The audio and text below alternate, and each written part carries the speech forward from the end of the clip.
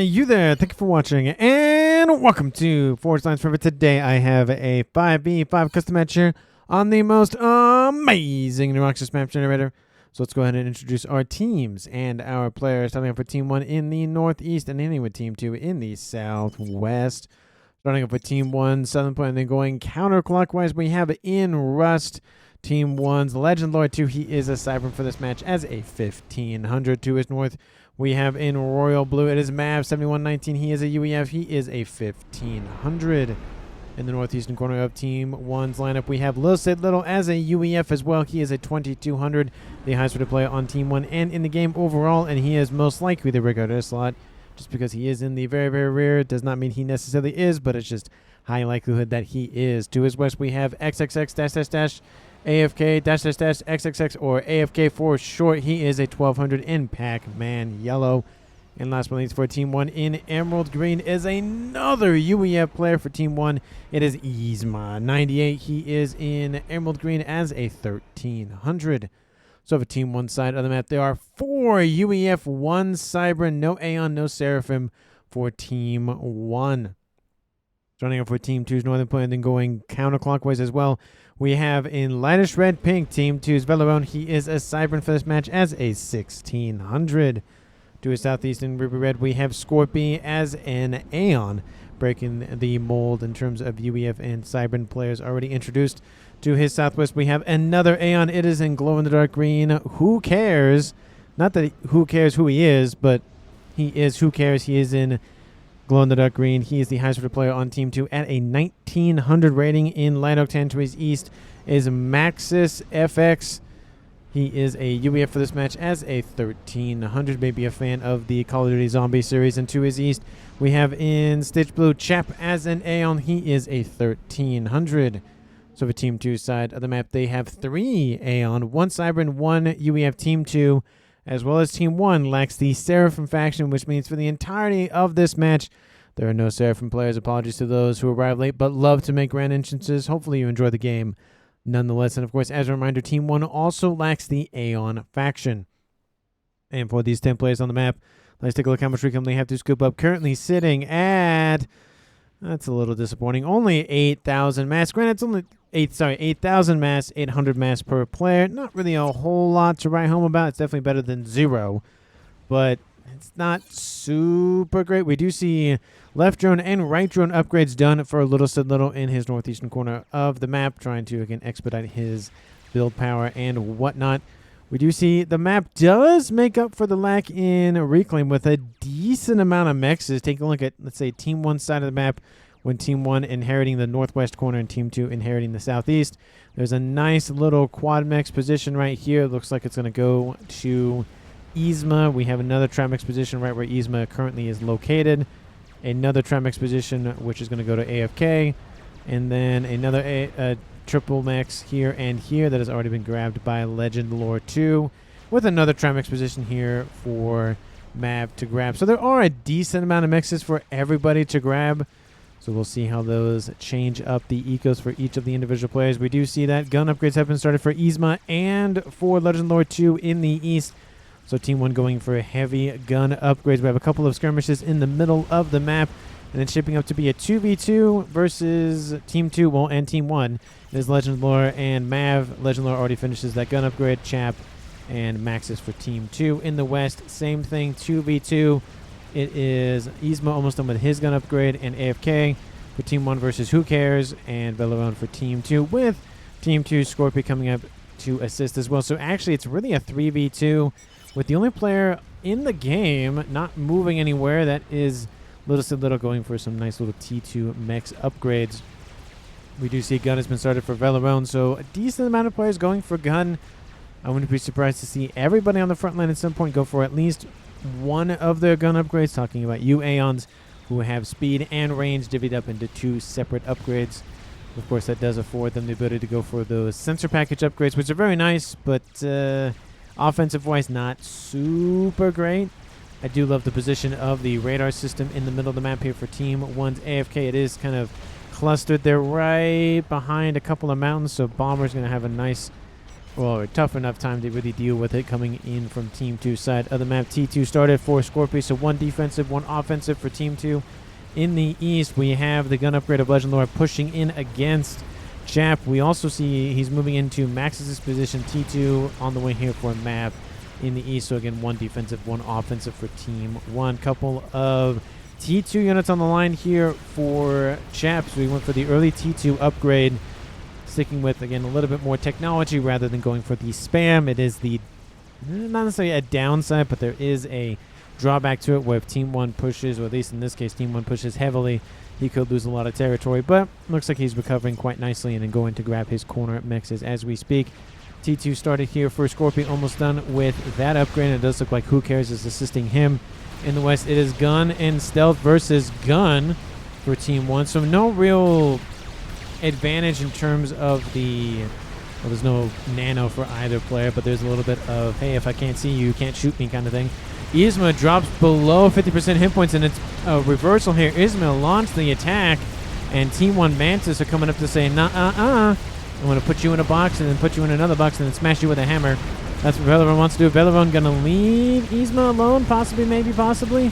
Would you see some assisting forces inbound from Scorpio? So it looks like somebody wants the kill. And now Velaron is in the mix of Team 1 Yzma's forces. Not really the best position to be at, but there is a Team 1 PD build that he can back up to.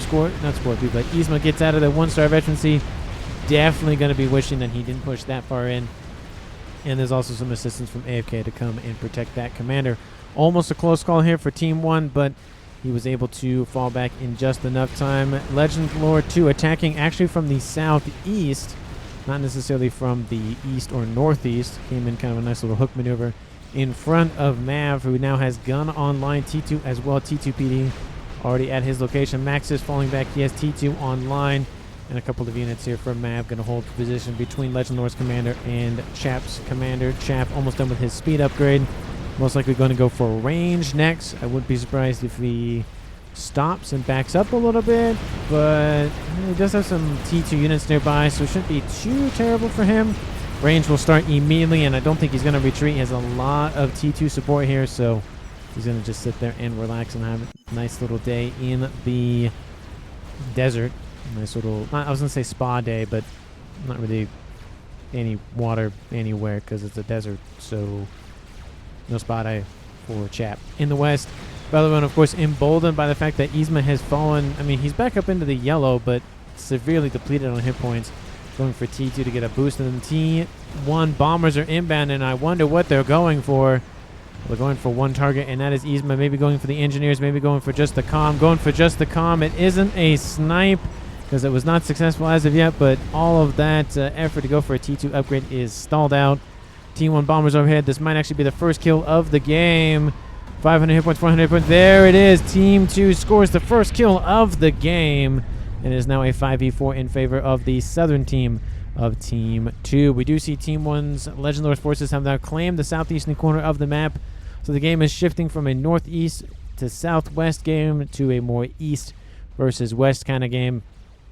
Just due to the fact that, of course, the corners from Team 2's perspective have been taken. And Team 1 will probably lose that corner of the map. There's not as much APM, not much focus going on in this northwestern corner with the death of Yzma, you would presume. So it's going to just be one of those scenarios where you're just going to lose it just out of just not necessarily no fault of anybody, just the fact that somebody died and there's not as much microing going down up there. Central package coming online here for Scorpio has T2 online, so not going for the range or advanced range tactic for getting extra range on board that central package. Just going for the basic, easy package, but does get a nice little amount of vision here for not only himself but his team as well. Team 2's Maxis has not fled as of yet and holding position. We do see Mav and Legend Lord retreating at least a little bit. There's a couple of units starting to have some annoying side effects here on Team 1 side of the map. Couple of hoplites online. Love to see those units. They are pretty weak. Every time I see that little symbol, I think it's an Ilshi, but it is not. It is a hoplite. I wish the Ilshi would have its own unit symbol icon thingamajig, so I don't have to remember who's who in terms of factions and whatnot. I just go, oh, that's not the Ilshi. But T1 Ghetto Gunship, actually technically T2, but It is a upgraded Ghetto Gunship online here for Team 2's air player of Who Cares. And he's taking out a couple of those hoplites. And again, not a lot of damage are done by those labs, but there's not a lot of hit points on board that units as well. And the transport does get shot down. T3 ASFs come in to clean up the mess here from Team 1's not ASF, but interceptors, with a couple of them lying in wait for a little bit. Anyway, hoplite doesn't really have a lot of hit points, and labs don't really have a lot of damage, but you know, again, 1,000 of anything will kill anything. So eventually, you know, a chunk of them were defeated. I feel like that was kind of worth it. It does force Team 1 to fall back at least a little bit, rebuild those units back up. I think there's a little bit more time to re-expand back in that southeastern corner. We do see the efforts here from Belarone going straight north, trying to push through and grab the northwestern corner of the map. And like I said, turn this game from a northeast v southwest to a west versus east. But Team 2 has grabbed the southeastern corner as well, or grabbed it back, I should say. So it might actually shift from a might be more south versus northeast or northeast kind of game. Anyway, T3 Air, of course, is online for both teams, as stated by the ASFs being present. We do see T3 Land online for Mav. Has some nice little Titans online. Wouldn't be surprised to see some Percy's outbound from him in a couple of minutes. Of course, dual base here for AFK makes me think T3 Land is online. Maybe secondary land facility in terms of T3 Tech. Maybe T3 Air facility, maybe. Now that he has 2 bases. He is microing a lot of territory up here. He does have a couple of red units here from Team 2, causing a little bit of havoc, killing off those buzz kills. Maybe they are buzz kills, to be fair. On Team 1 side of the map, maybe some missile launchers. Yep, there is the missile launch inbound. Is there another one? Nope, there's not another one.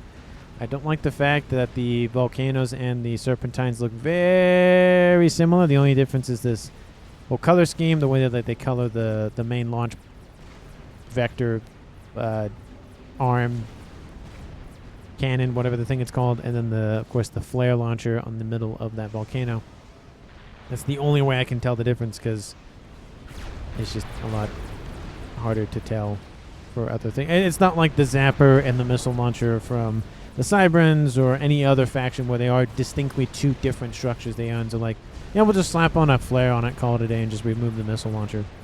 No worries about designing a whole new system. You see some T2 BD creep online here for Scorpio as well. Again, just slowly extending that front line for himself and his team, and slowly inching Team 1 away from that northwestern corner while Belarone continues to push north. But he is starting to be pushed back a little bit by a couple of T2 mongoose and some pillars and air shields and all of the lovely goodness that the UEF have to offer. And of course, as a reminder, I did state that it is a 4 UEF player side of the map for Team 1. 1 Cybern, which means direct fire weapons in the T4 experimental phase are going to be lacking, because they're only going to have the crab and the monkey, and they're only from 1 player, unless they donate tech over and that sort of thing.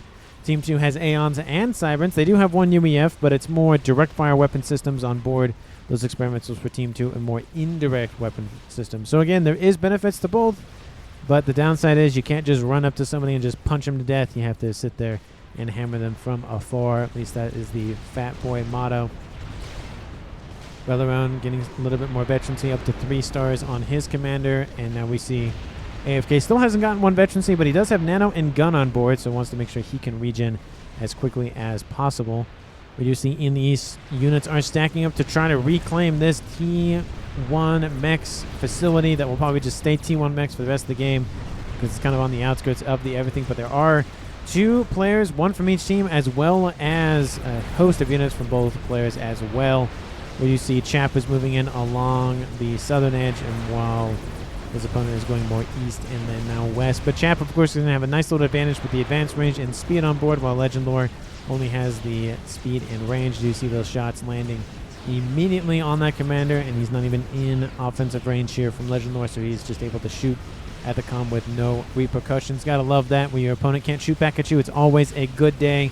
No free damage, or no damage even being done by your opponent. Strap Bomber inbound here from Team 2's air player of Who Cares. And we have a little bit of an air fight. Looks like Team 1 will claim the air victory. We'll drop another strap bomb. That one was upgrading to T3. That one's going to be a little bit annoying. Another one is going to drop. I would most likely assume. Yeah, it does drop. The T3 strap bomber will go down, but grabs another T2 mech that was almost done upgrading the T3. So again, 1, 2, 3 mexes. I mean, 2 of them were pretty close to being upgraded, so I wouldn't say those are T3s, but definitely is a little bit hurting. And Team 1 does gain air control, if ever so slightly, in the southeast. Once again, Chap dropped below 1,500 hit points. What happened here? He was fine a moment ago, and I went, oh, he's going to be perfectly fine. He's going to be out of range, blah, blah, blah, blah, blah. But apparently not. Oof, that's not great. Needs to get some veterancy on board that commander. Gets a shield upgrade or the heavy shield upgrade or asylums or something down there to help that comm. We do see a couple of units try to either get blitzed on by or run by, which is entirely possible, or they got dropped off. I feel like run by is actually more possible because there's nexus down here, and over. Well, I mean, some of those were already dead, but other ones were not. Chap coming in. He's very vulnerable here. If Mav is paying attention, he could easily turn around and kill off Chap's commander. Chap gets a nice little double veterancy there because he got enough for his first and then his second immediately thereafter. And Chap is, again, suffering the hit point deficiency that he really needs to just deal with. Maybe some temporary hit points would help him out. Nice little bomber over top just to help thin out the hit points just a little bit. 1 Titan remains. A couple of T2 PD over here for Chap, and that should eradicate the rest of the hit points on that Titan quite nicely. We do see the attack in the east commences once again, and without the calm of Chap there, he's probably not going to intercept for a while, given the fact that he doesn't have A, any units nearby, and B, his comm is severely, not severely depleted in hit points, but it's not great. He's repping up, I mean, not super bad. He's almost back up to about 50%, but he's got to watch out because a couple of T3 units could easily wipe him out. I'm looking at UEF Percy's with OneShot.com, but look at the hoplites in from Team 1's Legendary. I almost said Lotus a little bit as the other orange-ish player for Team 1. That's a lot of missiles on board those things. If I remember correctly, the hoplites were the Greek, like, pikemen with the shields, if I remember correctly. I think they were Greek. I don't think, were they Roman or Greek? I feel like hoplite's more of a Greek word than Roman. But I could be wrong. No idea. I just remember them being a special unit in one of the, Greek or Roman in Civilization, where you'd get like a couple of special units per essentially civilization. And I remember that being one of them. I just can't remember if it was for Greece or for Rome. It was one of the two. It was definitely one of the two. Anyway, to the north, we have shield upgrade on board, coming on board here for XXX AFK XXX, of course, AFK for short. I don't know, I just for some reason like saying his full name outright. I don't know what it is, but I think it's just fun and entertaining. To the north, Veleron has now taken pretty much the entire western edge of the map. Needs to kill off a couple more mexes to really make that 100% true. But at least the land forces, for the most part, have now been dealt with. Lots of rhinos over here. There are Titans trying to move in and intercept. And, of course, they can catch up quite nicely. But the hit points are, not great. Not great, especially with those rhinos stacking up as they are. And now Team 2, Scorpio also pushing in on AFK's position. And Team 1 is almost back behind the 50% mark, and that's vertical-wise. So Team 2 is looking at almost 65, I wouldn't say 70%, but I'd say about 60 to 65% of the map. It is a huge chunk. Team 2's bases, at least all the ones back here, haven't even been touched yet. Tons of potential to just stack up mass, fabs, power generators, all of the goodiness that we love in Supreme Commander Forged Alliance Forever. Who cares? Of course, isn't really expanding his air grid much anymore, but he was originally.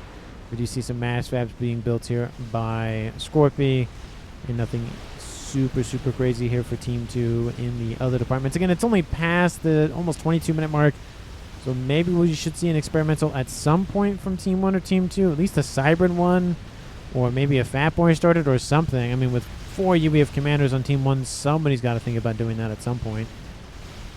We do see more Titans running around for Mav, helping out AFK. And look at this. This entire group of mexes is gone. This group of mexes is still alive somehow, but I wouldn't be surprised if Veleron just captures those mexes so he doesn't have to spend his own mass to build them. We don't really see that capture function be really used. It's kind of...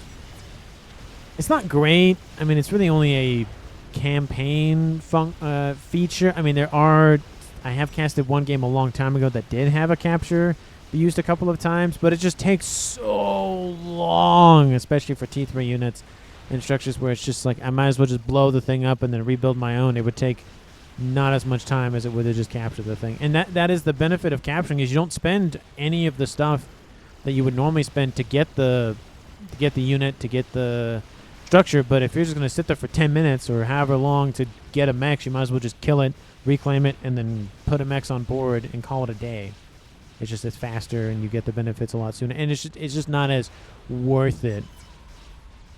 Nano repair started here for Velarone. Underneath shield coverage, love to see that. And nice little T2 radar system next door, just in case he needs to move if there's any sort of nasty little bombers running over their head. We do see a couple of gunships stacked up here for Team 1's listed. They'll just waiting to be given the order. Most likely Velarone might be a target, but maybe just taking out this position here. There are a lot of T3 units coming to support AFK's commander. He has the shield on board as well as gun and nanos. Pretty beefy UBF commander, 35,000 plus hit points on board him, counting the shield hit points as regular hit points. We do see in the east a couple of Titans dealing with the rest of the everything on this eastern edge. Nice little stealth field generator knocked out, and then most likely the radar system will be knocked out here soon after, especially with some air scouts just waiting like vultures to be given some meals in the desert, some bones to chew on. This frontline position is going to collapse. There's no ifs, ands, or buts about it. There's really not a whole lot that this position can do. There's a couple of PDs still online. More Harbingers coming in to assist. The rest of the forces from AFK have been dealt with, but the ones from MAV have not been given orders to engage. I feel like that's a little bit of a missed opportunity. Some of those forces from AFK may have been saved, but this position will collapse nonetheless. Nano repair still all coming online here for Velarone, and we do see even in the northeast, AFK still wanting to claim that corner of the map, at least for his team, because the mexes for those are still hanging out over there. Large group of Titans and Harbingers running around here for Team 2 on this eastern side. Lots of hoplites and bricks. No loyalists, surprisingly enough, but with not a lot of missile launchers from Team 2, not really needed. Okay, see, I say that, and then there's missile launchers over here, so just I'm going to eat my words there. And in the north, a couple of Harbingers still trying to hold the line against a couple of Titans. The comm comes in, takes out two of them. Two of them remain. One of them will soon remain. One Harbinger trying to take out the rest of those Titans, and then it doesn't really go very well. Nice little reclaim field here for Team 1 to scoop up. A couple of sniper bots moving into range, and those Titans are going to just not feel good. Their shields come back online, but not great here for those Titans remaining hit points. There are a couple of Perseus, but there's a lot of sniper bots and Harbingers coming out of this position, so I wouldn't be surprised if they get wiped out pretty quickly over there. Nano repair almost done for Velarone, and I'm assuming after that he'll probably engage AFK's calm down there. ASF's waiting for something from Team 1 to engage. Gunships still have been given orders to do anything. But we'll see if he ends up actually remembering that they're there, or if he uses them for anything. Engineering drones being spammed up here in the northeast, needing more build power, and of course it's being built away from the air grid, so just in case there's some artillery from Team 2 or Nuke or whatever else, it's far away. Mav has started construction on a Fat Boy. I think that's the only one so far for Team 1. I haven't checked everywhere. We do see a couple of Perseus and Titans over here wrecking some facilities here for Velarone. And AFK is still holding position. He's taken out most of the assisting shields, but there's still a couple of Absolvers over here. And of course, they're not known for their damage to hit points, but they're, well, at least whole hit points or hard hit points, or what was the armor hit points? I think it would be a better way to put it. But they are known for taking out shield hit points, shield capacity, and man, do they rip apart those shields very quickly. Looks like most of those T3 units have been dealt with, and some assistance from the air player of Who Cares to deal with some of those as well. In the east, laser has been started for Little Legend Lord. He has cloaking already. Wow, he's probably going to send that into Team 2's base somewhere. If there's an Omni, that's not going to help things. But once he steps essentially into range of that Chevy Crimson circle, that comm will be spotted. I think it's a radar signature will be given. And then if any vision gets shown onto that position where the comm is, then it's going to show up his icon of, hey, I'm here. Hello, how are you doing? But that Omni definitely needs to be taken out before Team 1's comm of Legend Lord really intercepts or does really anything with that. Commander Mav building a nice little PD artillery TMD base here to deal with all of the nonsensical spearheads from Team 2. And now it looks like they're going after the Percy's, having a nice little rest here in the desert. Definitely need to get some water for those guys because they're going to dry out here shortly. And no one wants a gun that doesn't really work very well because it is just lacking the necessary everything. I don't really know where I was going with that, so 20 minutes on the clock here. Team 1 has lost the only player of the game, and that was Yzma pretty early on. Not pretty early on, but, you know, it was like 15 minutes ago or something. Team 2 has all of their players remaining. Team 2 sitting at 1.3k mass income. Team 1 1.2, but again, not terribly far behind Team 1. There's been a lot of back and forth with mechs killing and rebuilding and whatnot, so being that far behind, actually being that behind isn't that bad, especially because Team 1 just crossed the 1.3 mass per second threshold. We do see a couple of bombers over top of AFK's comm. Looks like he's getting back up into the green here shortly, so he should be fine. But let me know down in the comments who you think is going to currently win this game. Of course, if you haven't done so already, please like the video and subscribe to the channel. And as always, thank you so very much for watching. I really do appreciate it. We do see some T2 artillery raining in on Max's position. Looks like they're just going after whatever they can shoot at. In the north, we did see AFK getting a ton of shots just nailed into his back, but he should be fine at this point. He has a couple of parashields, getting more T2, more stationary shields on board. Something here says Scorpy. Oh, that's a something. That's a something. Stone Injure has been started by Little Sid. Little Team 2 doesn't really know what it is, but they know it's something up there, and they don't like it. They're going to be prepared for something. SMD has been built here by Mav. Love to see that, and it's already almost half loaded. Almost half loaded, and that Fat Boy is almost done. Is that the only experimental coming online for Team 1? I think it is, because Team 2 has a Fat Boy down here. That one's almost done. There's Mav's Fat Boy. Colossus has been started by Scorpy. And Red Lerone has a monkey started over here. So Team 2 getting a little bit more experimentals online. Team 1 focusing on other endeavors, most likely T3 units. I mean, to be fair, you get enough Percy's, it doesn't really matter how many Colossus you have or how many monkeys you have. They will rip that thing apart almost instantaneously. I say almost because sometimes there are circumstances like a nuke coming in and wiping out all your Percy's, and then there you go, see you bye kind of thing. Or EMP weapons on board Loyalists. Granted, they can't EMP units for terribly long, but, you know, preventing a Percy from firing for a couple of seconds actually does make a difference. We do see, speaking of which, Percy's moving in. There's a couple of those spearheads. They need to move, or those Percy's going to come into range. There's a lot of parashields in this mix. Not a lot of Percy's, but I do applaud Mav for saying, hey, I'm going to protect my units very, very effectively. Very, very not overcompensating, but just protecting them a lot. Unfortunately, those spearheads are really not going to get taken up by the Percy's. They're going to fall back. And there's some PD now opening fire on those Percy's. There's the comm. Team 2. Do you see them? Nope, not as of yet. Just staring barely out of range. That is not the right play I want to click on. There we go. Yep. Oh, there's the radar signature right there. They don't really know what it is, but they know it's something running around there. And to the north, Team 1's AFK taken out by a Colossus from Scorpio. Looks like that was the second one being built in his base. We'll scratch that. Team 2 has scored another kill. An air fight over the top of Team 1's base once again. And it looks like Team 2 might actually have it this time. There is a couple of AA emplacements, not too many. And yep, Team 2 will gain air control, if not dominance. Oh, that's definitely dominance. Almost supremacy, but not enough, but almost. One gunship does get away. Colossus still trundling ahead, not trundling, but moving forward. Couple being a lot of absolvers. They're absolving everybody of their shields at this point, or their obligations for anything else. Couple of sniper bots. Not a lot of AA. I feel like that's the only thing missing from this land army. I do love the use of the absolvers. I don't think they're used as much as they should be. They are a very good unit to deal with shield. Now, if you can get them in range of, you know, some shield grids or like a comm, for example, that probably would help a little bit with taking out the shields from AFK's commander. So, again, absolvers do exist, and they absolve people of their shields. That's pretty much what they do.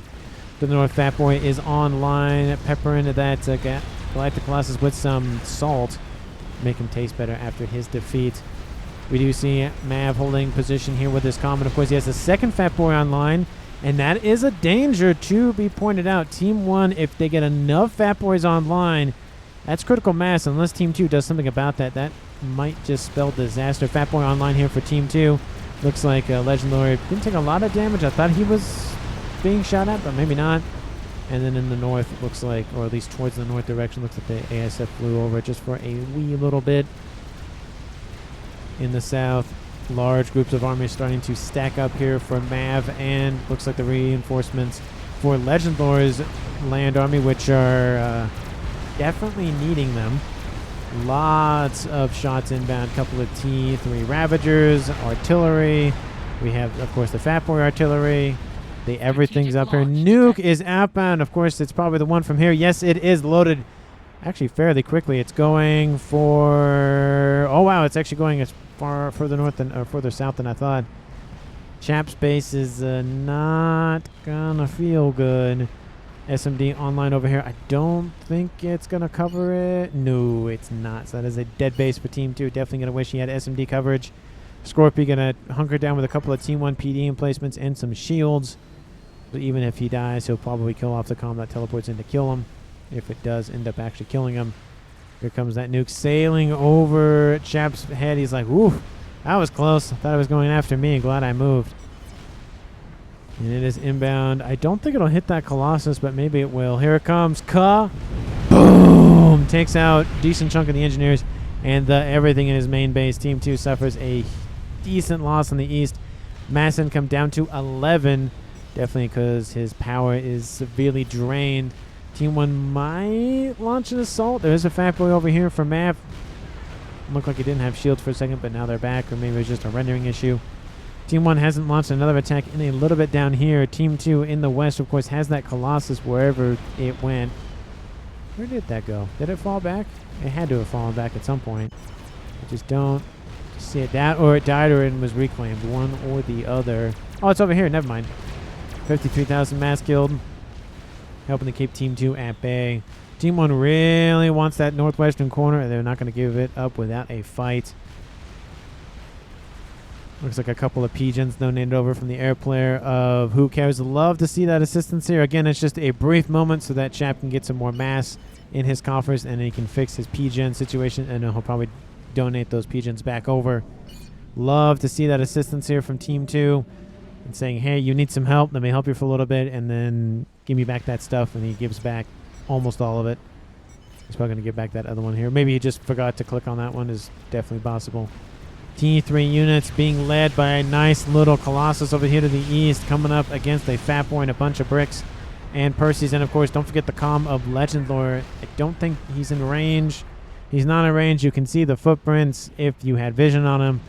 But, yeah, it is another giveaway here of the footprints in the sand and the whatnot. Looks like everybody is retreating. But, of course, he has to be very careful not to drift in the range of that Omni, because if he does, that's a dead comm. Granted, he does have 33,000 hit points on board, so he has a lot to play with. That Colossus might just be walking into its death. That is a lot of bricks, and this person's coming into range. The Fat Boys, of course, going after the Harbingers. Not a great day here for that Colossus. It's losing hit points very quickly. Took a chunk from that overcharge, and there he goes. Almost instantaneously, that thing went down. And that, ladies and gentlemen, is what we call a mass gift to Legend Lore from the likes of Chap. Because that thing insta-died without any value gaining out of it besides just crushing a couple of bricks. And that's about it. Drop Bomber over here for Who Cares. He has a couple more down here as well. Maybe snipe potential here for Team 2. We'll just have to see what's going on. Second nuke is loaded and is going to fire. No, No, you're just going to make me stare at it until I go away, and then after I leave, it's going to... Yep. Hey, just wait a couple seconds. There it is. Second nuke will fire. There it goes. And where is it going? It's going for this front base for Team 2's Maxis. And, I mean, it's going to be nice because Team 2 no longer has that forward operating base to work out of. We'll give a little bit more oomph to Team 1's attacks. Corsairs are inbound. Oh, I can't even imagine what they're going after. Sound like one of those villagers from Minecraft. Huh?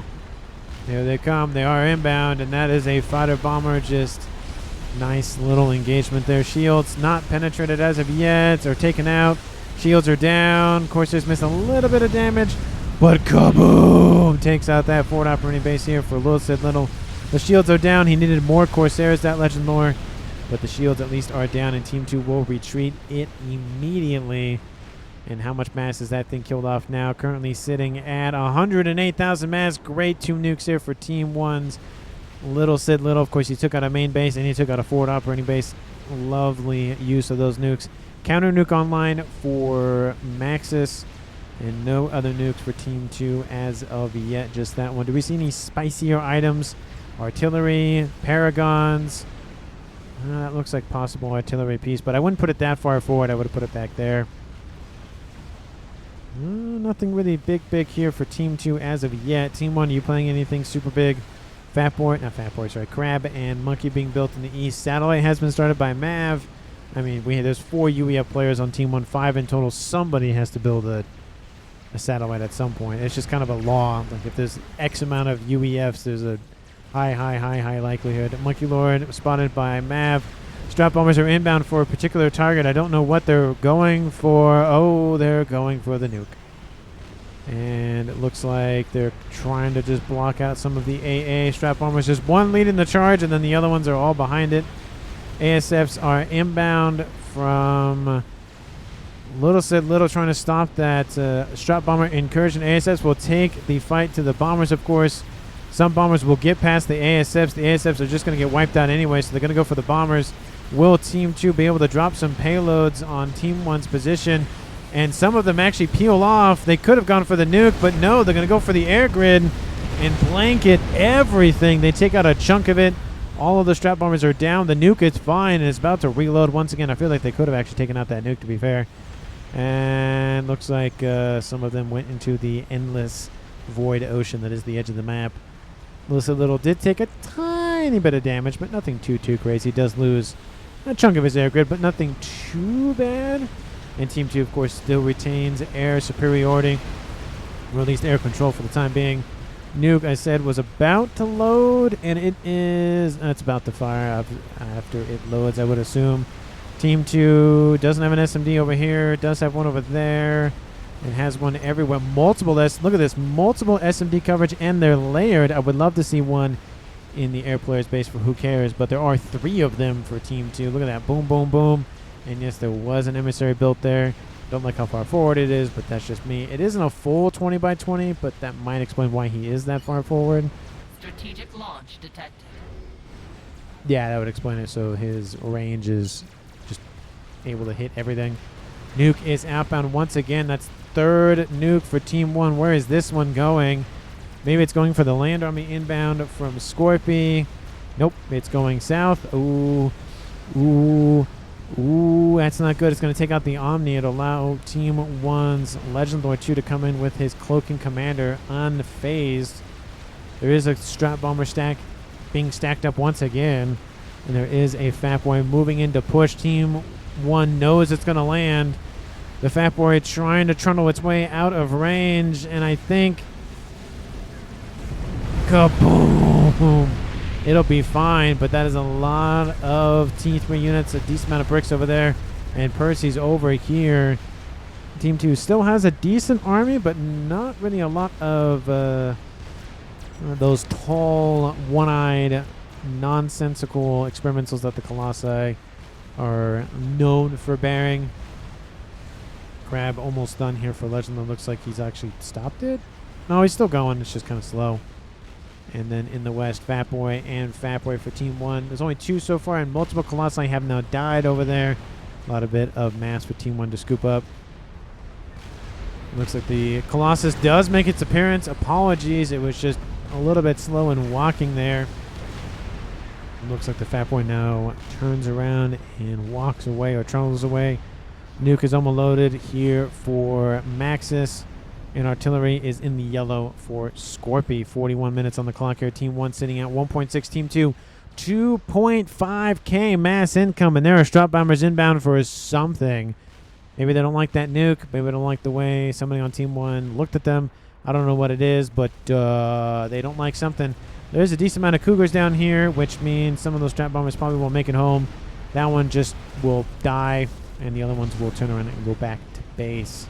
It was a nice attempt, but Team 1 stopped it quite nicely, just with a half a dozen or almost a dozen Cougars there for Little, just guarding his northwestern flank, or more western flank, but northwestern side of the map. So tomato, potato in that regard. A couple of satellites over the top here for Mav. Second one is done and over top. Second artillery piece started for Team 2. It's by Who Cares.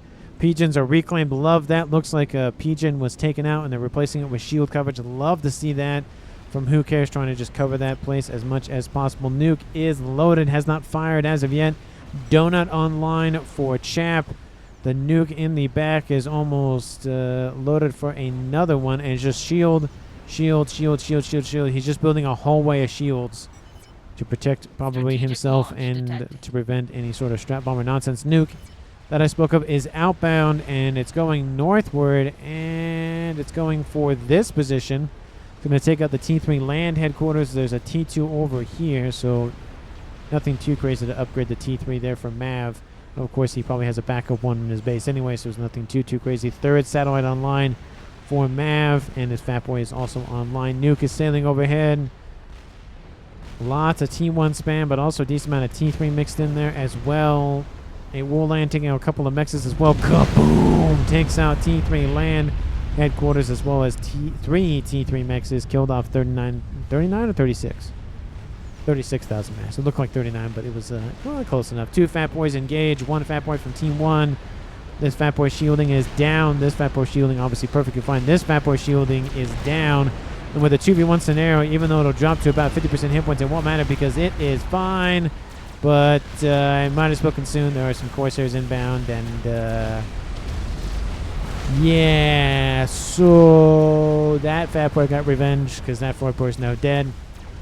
And it looks like Team 1's army is split in half. As you see the UEF. Actually, that's the Brick Force going west and the UEF going back northeast. There is a Colossus inbound. I wouldn't be surprised to see the Percy turn around and start firing at that Colossus. Loaded, says Chap, question mark. Well, you just fired it, so no. But it was loaded at one point. Another artillery started by Scorpio. He has this one done. And a man after my own heart getting shields. More shields. I do like the stealth field generator though, but Team 1 can see that, so not really that useful anymore. But, it was nice to hide the construction at a minimum. 3 satellites go north. Looks like they're going after the land units here, or maybe something else. Looks like they're going up to the monkey and crabs. Another nuke outbound from Team 1, and it's going to this Trimex position right here. Oh, sorry, Quadmex position right here. That's going to hurt. Looks like the rest of those units have been dealt with by the strap bombers and other ground units from Team 2. Kill SMD with Sat, says Little. That's probably a good idea. It's next to a P-Gen, so it's going to be very explosive. And here comes the nuke. Speaking of which, kaboom! That is very explosive. And that nuke has probably killed off close to maybe 200. Oh. Well, so you see, I was going to think that it killed off 200,000 mass. So we'll just say it killed off 200,000 mass. Because that artillery just knocked all that off. So there went that. Emissary coming in, trying to poke the shielding for this air grid for Little. Of course, the second artillery is under construction and is already almost half done. This one for Team 2's Who Cares? I don't think is in range. Nope, but it is in range of a decent chunk of Team 1's remaining stuff. I mean, Mav's base is pretty much fine. The base over here to the east for Legend Lord definitely is in range for the most part. Ooh. That cascade. That's gotta hurt. Another volley is inbound. We'll hit a little bit south of that T3 air headquarters, but that is probably half of the air grid done and dusted for Team 1. And there's just more artillery raining in to take out more and more of that reclaim. Oof, that's gotta hurt. I mean, even if, nothing else gets destroyed, the fact that the reclaim is gone is not very helpful. 4 satellites are now done here for Mav. He's heavily assisting the central shield, which is a good tactic. Definitely needs a little bit more shielding. Definitely being yes and more being all. But at least he has something, and he's protecting it quite heavily, so I do love to see that as well.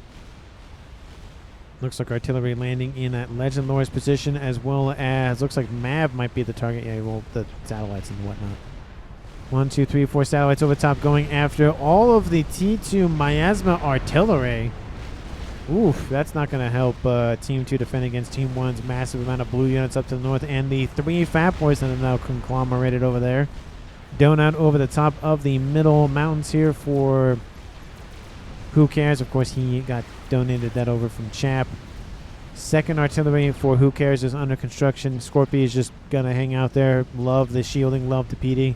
Do wish he had a couple of T2s just to help out, but that Team 1 should be plenty to wave off any sort of nonsense from some telemasers from Team 1. Granted, the only player who can do that on Team 1 is Legend Lore, so that is the thing. And interestingly enough, it is a salvation coming online for Team 2.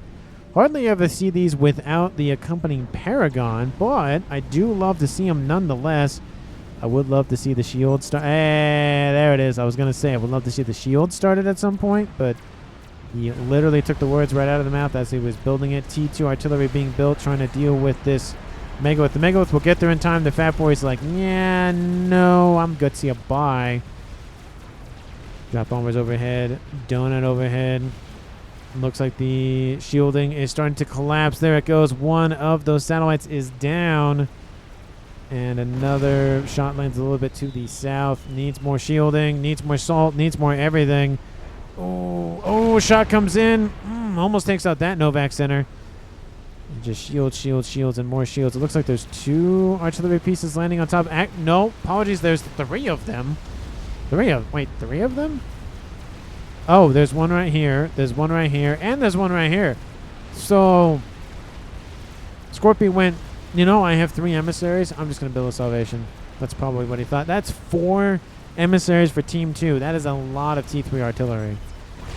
Fat Boy is still alive, but just barely took out the crab. There's a couple of T3 units remaining. Took out an SMD as well, but that's one of the backup ones, I think, so it's nothing too crazy. Nuke is loaded. And that is a lot of artillery for Team 2 to just still have. And those emissaries are going to pierce the shielding shield back online, but I don't think it's going to be online much longer.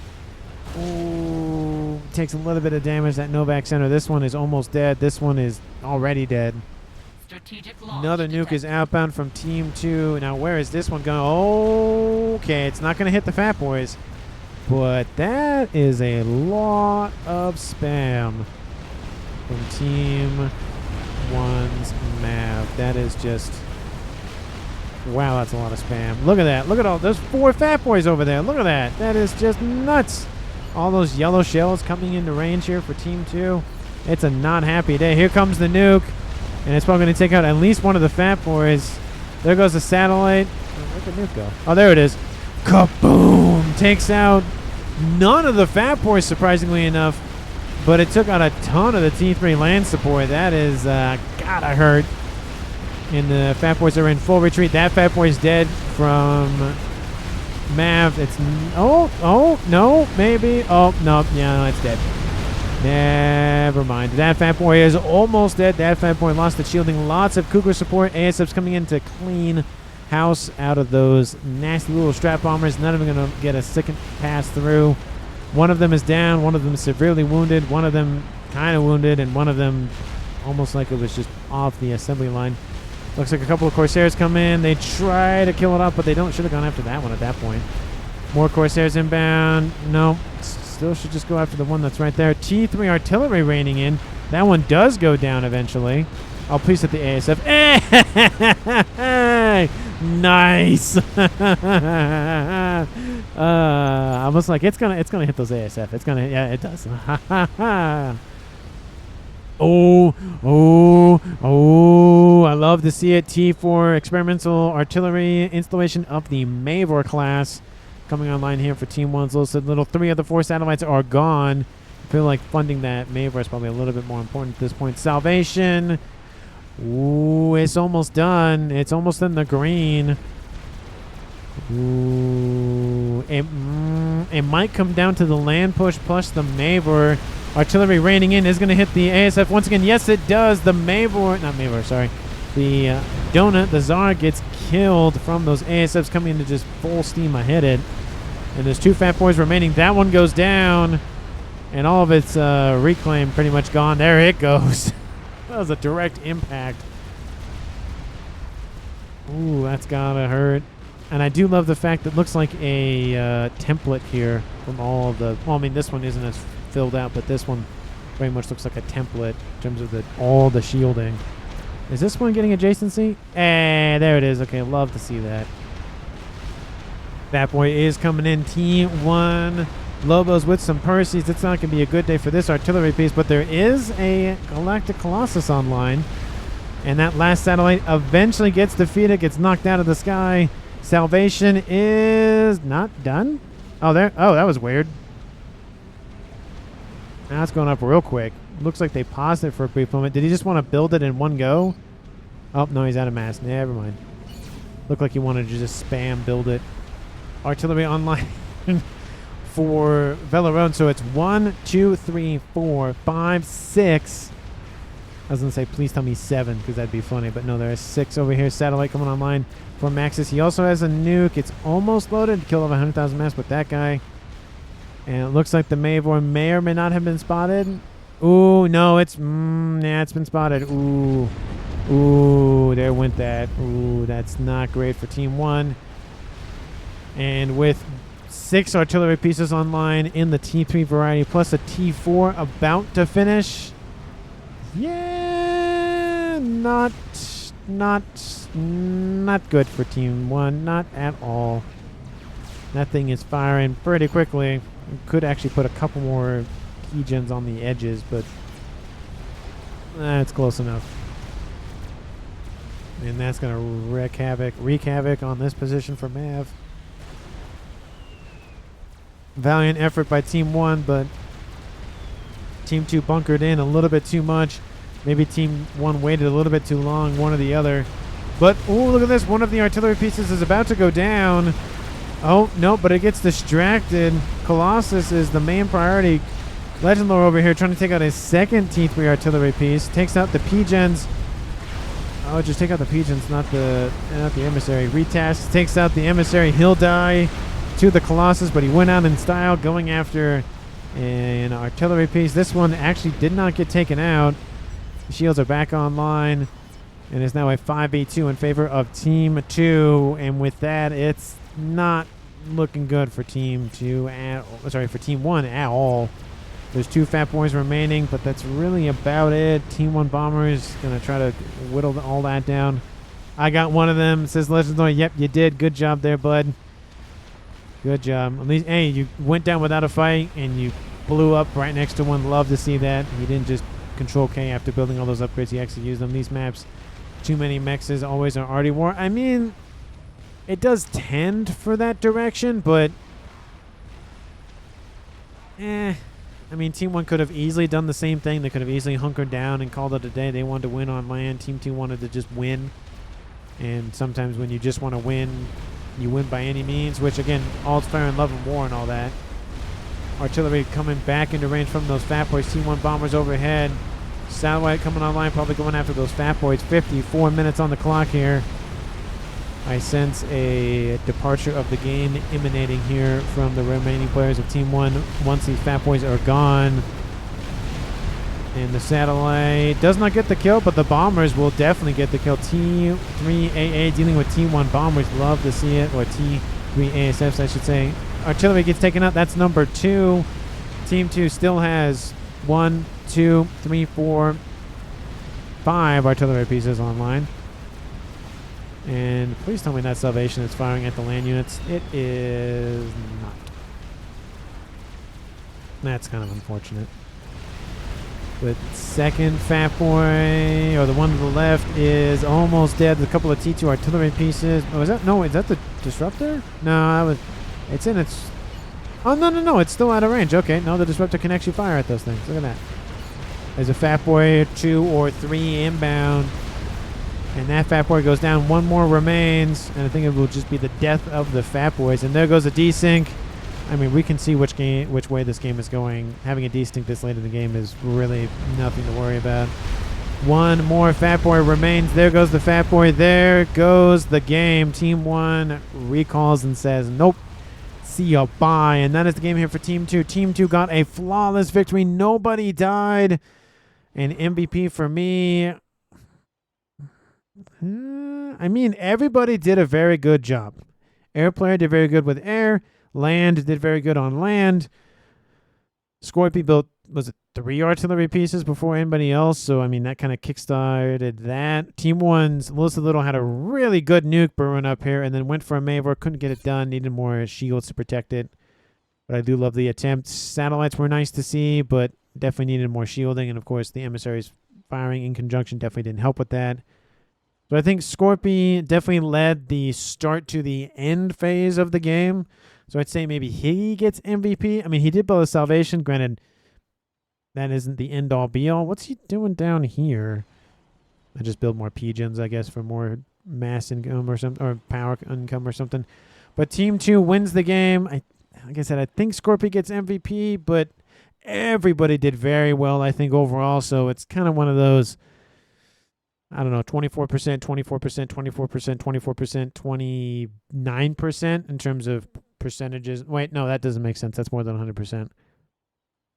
It'd be 20% each, and then 1% from each of them would be 19, 19, 19, 19, 24% for Scorpy. So however that math makes sense, it makes sense in somebody's head. Probably not mine, but somebody will come up with the right math. Anyway, thank you so much for watching. I really do appreciate it. If you haven't done so already, please like the video and subscribe to the channel. And of course, as always, thank you so very much for watching. And of course, as always, as well, I will see all of you in the next one.